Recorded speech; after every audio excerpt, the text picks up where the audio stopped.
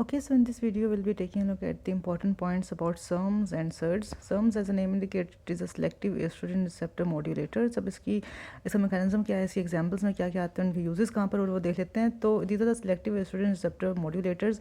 मतलब कि ये रिसेप्टर एंटागनिस्ट नहीं है, ये रिसेप्टर डिग्रेडर्स नहीं है, ये रिसेप्टर मोड्यूलेटर्स है. मीन्स कि at some tissues these are acting as agonist of the estrogen receptors, at some tissues they're acting as antagonist of the estrogen receptors. And सो इस तरह से इनका पार्शियल एगनिस्ट सा एक्शन है. ठीक है, तो इनको मिक्स्ड एस्ट्रोजन एगनिस्ट कहते हैं या पार्शियल एस्ट्रोजन एगनिस्ट कहते हैं, because they have estrogen agonist effects in some tissues and act is partial agonist और antagonist in the other tissues. ठीक है, एंड इनका जो ये डिफरेंट इफेक्ट्स आते हैं डिफरेंट टिश्यूज में, उसका रीज़न ये हो सकती है कि there is a recruitment of the different regulatory proteins, या जो रिक्रूटमेंट होती है रेगुलेटरी प्रोटीन्स की वो डिफरेंट होती है डिफरेंट टिश्यूज़ में, या जो एस्ट्रोजन रिसेप्टर्स की रिक्रूटमेंट है वो डिफरेंट होती है डिफरेंट टिश्यूज़ में. तो that can be one reason. लेकिन ये कुछ टिश्यूज़ में एज एगनिस्ट एक्ट करते हैं, कुछ में ये पार्शियल एगनिस्ट या एंटागनिस्ट के तौर पर एक्ट करे होते हैं, इसलिए हम इनको मिक्स्ड एस्ट्रोजन एगनिस्ट कहते हैं. ठीक है, इस एग्जांपल में we have tamoxifen, we have raloxifene and we have clomiphene. तीन एग्जांपल्स हैं हमारे पास सर्म्स के जो इंपॉर्टेंट सर्म्स हैं,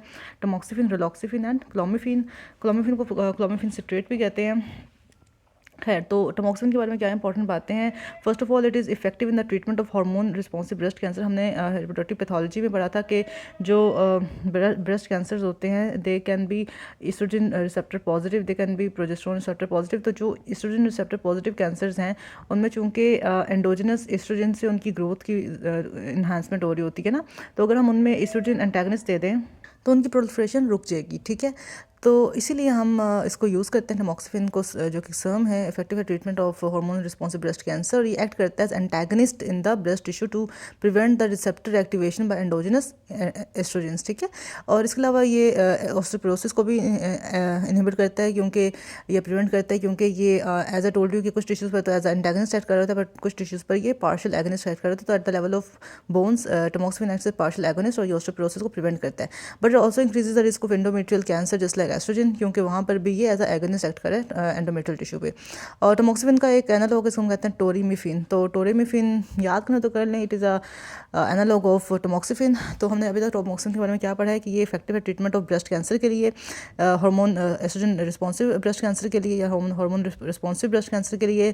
सेकेंडली, ये ऑस्टियोपोरोसिस को प्रिवेंट करता है. थर्ड, ये एंडोमेट्रियल कार्सिनोमा कॉज करा सकते हैं. ठीक है, ये बात होगी. अब रिलॉक्सिफिन की बात करते हैं, ये भी एक सर्म ही है, ये भी prevention and treatment of breast cancer के लिए इफेक्टिव है.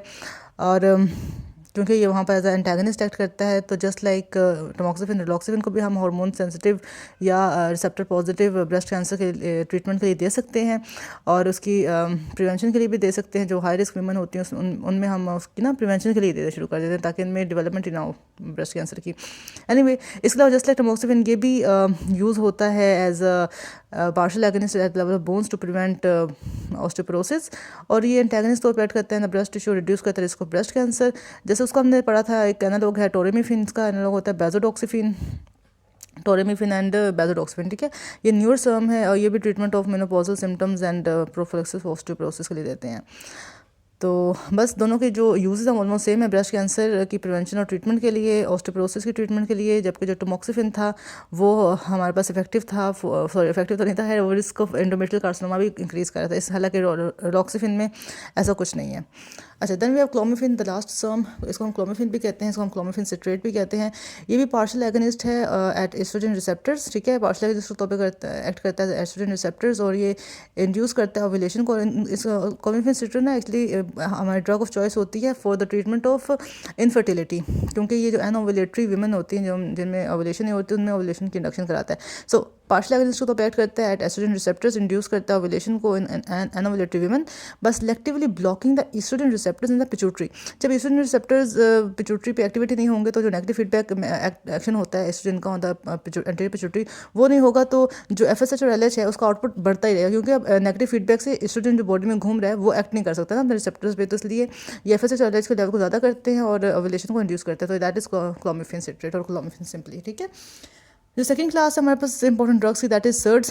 Surds are the selective estrogen receptor degraders, और you can say this is full estrogen antagonist, ये कंप्लीट एंटागनिस्ट है, इसमें कोई पार्शियल एगनिस्ट एक्शन नहीं है। इस एग्जांपल में है फुलविस्टोंट, और ये प्योर रिसेप्टर एस्ट्रोजन एंटागनिस्ट है। It is more effective than partial ones, and these are approved for the use in breast cancer that is you can say sensitive for oestrogen.